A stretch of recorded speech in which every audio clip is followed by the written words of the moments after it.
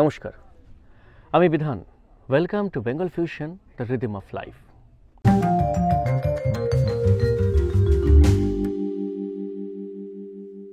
আজকের পর্বের বিষয় ভয়। আসলে আমরা যে কোনো কাজ করতেই ভয় পাই।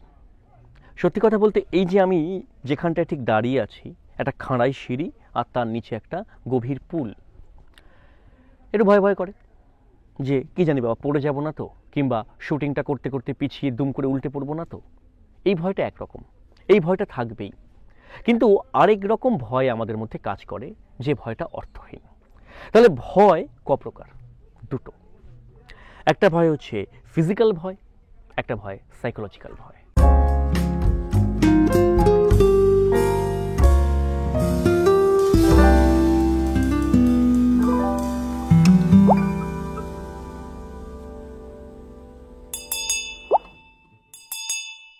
দেখুন বন্ধুরা, ফিজিক্যাল ভয় তো থাকবেই, খুব স্বাভাবিক। আপনি একটা পাহাড়ে উঠছেন, উঠতে গিয়ে আপনার ভয় হচ্ছে যে পাহাড়টা থেকে আমি গড়িয়ে পড়বো না তো, উঠতে গিয়ে পা হড়কাবে না তো। এই ভয়টা খুব ন্যাচারাল।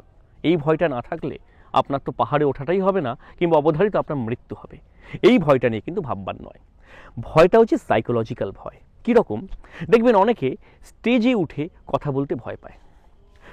ছাত্রছাত্রীরা, শিশুরা দেখা যায় বাড়িতে সব পারে, সব পারছে, কিন্তু যখন স্কুলে ভর্তি হওয়ার জন্য ইন্টারভিউ দিতে গেল, তখন সে কিছু পারছে না। অনেক সময় দেখা যায় শিশুরা পরীক্ষার সময় একটা অঙ্ক করতে গিয়ে লেজে গোবরে হয়ে গেল, কিন্তু বাড়িতে সবই পারে। মা বাবা বলে স্যার পরীক্ষার সময় কিছু পারে না, কিন্তু বাড়িতে যা দিই তাই পারে। একটা সাইকোলজিক্যাল ভয় কাজ করে। এখন সাইকোলজিক্যাল ভয়টা কেন কেন হয়? কারণ হচ্ছে আমাদের মনের মধ্যে অনেকগুলো ভাবনা চিন্তা কাজ করতে শুরু করে। কি ভাববে, উল্টো দিকের লোকটা আমার দিকে কেমন করে তাকিয়ে আছে। যেমন কেউ খুব সুন্দর কথা বলে, খুব সুন্দর গল্প করে, বন্ধু বান্ধবদের আসর জমিয়ে রাখে, কিন্তু যেই তাকে স্টেজে উঠে একটা মাইক্রোফোন ধরিয়ে দেওয়া হলো, তার এবার হাত পা কাঁপতে শুরু করে। বন্ধু, ফিজিক্যাল ভয়টা আপনি কন্ট্রোল করবেন, কারণ সেটা না হলে অসুবিধে। আমি ভাববো আমি পাহাড়ে উঠবো, পাহাড় থেকে আমি টপকে যাবো না তো, আমি খাতটা বেয়ে কেমন নামবো, যদি পড়ে যাই আমার ফ্যামিলি আছে কি হবে, খুব ন্যাচারাল বিষয়। কিন্তু সাইকোলজিক্যাল ভয়, এই সাইকোলজিক্যাল ভয় বিষয়টা কিন্তু আপনার হাতে। দেখুন, ওই লোকটা কি ভাবছে, ওই লোকটা হাসবে কিনা, এসব আপনি ভাববেন না। আপনি আপনার কাজ করুন, ফরগেট দ্য কনসিকুয়েন্স। কি হবে আপনি ভুলে যান। আমি কথা বললে কি হবে, যারা শুনলো তারা তো আমাকে কেউ মারবে না, তাদের খারাপ লাগবে, ভুলে যাবে। আমি কেউ এমন কোনো কেউ কেটা বিখ্যাত ব্যক্তি নয় যে আমার মুখ মনে রাখবে, আধ ঘন্টা পরেই চা খাবার পর ভুলে যাবে। ফলে আপনিও ভুলে যান। আপনি আপনার কাজটা করুন। কনসিকুয়েন্স কি হবে, ফলাফল কি হবে, এসব না ভেবে আপনি বরং কাজ করে যান। অন্য লোক কি ভাবছে কি না ভাবছে এসব না ভেবে আপনার কাজটুকু শুধু করে যান, তাহলেই আপনার জয়। আমি চারটে কথা বলবো, কি একটা স্টেজে উঠে একটা আবৃত্তি করব, তাতে ভয় পাওয়ার কি আছে? অর্থাৎ ফিজিক্যাল ভয়টা নিয়ে আমরা কিন্তু আলোচনা করছি না, এটা খুব স্বাভাবিক। এই যে আমি হাঁটতে হাঁটতে আপনাদের সাথে গল্প করছি, আমি কিন্তু খেয়াল রাখছি কোথাও গর্ত আছে কিনা, অকারণ পাটা হড়কে যাবে কিনা, হড়কে কেমন গেছিল প্রায়। ফলে এই জায়গাগুলো কিন্তু আমাকে অবশ্যই খেয়াল রাখতে হচ্ছে। কিন্তু আমি এটা ভাবছি না, আচ্ছা পর্বটা করতে আমি ঠিক পারবো তো, এই চারপাশে গাছপালার মধ্যে বাইরে এত লোকজন, তারা আমার দিকে দেখছে, আমি যদি কোথাও হোঁচট খাই, কোথাও যদি আটকে যায়, কোনো কথা যদি ভুল বলে ফেললে বলবো। এই জায়গা থেকে আপনি আপনাকে তৈরি করুন। আপনি আপনার সাইকোলজিক্যাল ভয়টাকে সম্পূর্ণভাবে কাটিয়ে ফেলুন। আপনি এমনভাবে তৈরি করুন নিজেকে যে আমি আমার কাজটা করব, তাতে কার কি ফলাফল হলো এটা আমার দেখার দরকার নেই।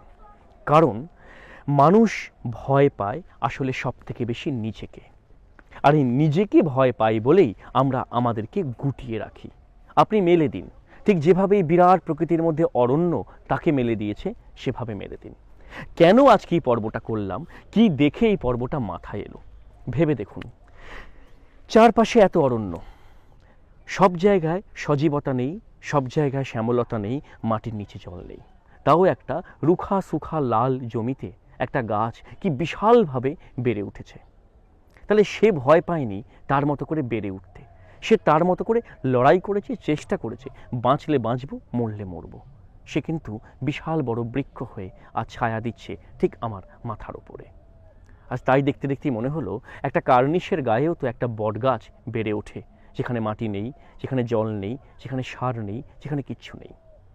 এই যে দেখেছি আদ্যিকালের দেয়াল ফুঁড়ে জংলা গাছের বাচ্চা খেলে হাত পা ছুঁড়ে।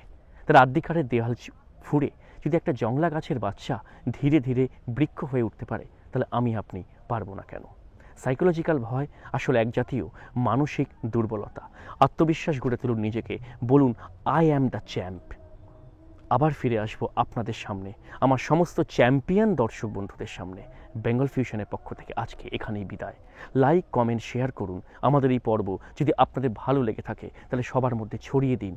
এই সাহসটুকু রাখুন যে সাহসটুকু বেঙ্গল ফিউশন রেখেছে, যে আপনারা পাশে থাকবেন। নমস্কার।